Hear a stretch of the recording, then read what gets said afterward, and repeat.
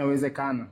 Na mimi kama Aisomo serious mnifollow nifikishe 10,000. Wewe mnaenda wapi? Mnaenda wapi?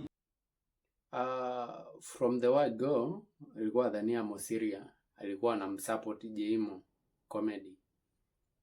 Baada hii klipu ya Jimo kusukuma na Hisho Speed, wakati Hisho Speed amekuwa Kenya. Lakini nimekuja kushangaa na kurealize kweli kabisa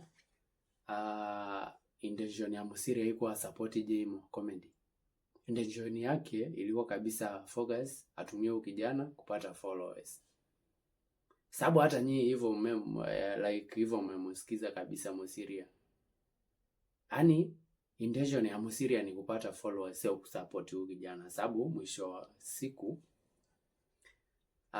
baada ya kufanyia huyu kijana interview, amekuja mwishoe akaanza kutuelezea eti vipi ambavyo anahitaji followers kutoka kwetu, vipi ambavyo tutamfollow, followers anao. Kwa hiyo kabisa ushahidi mnao.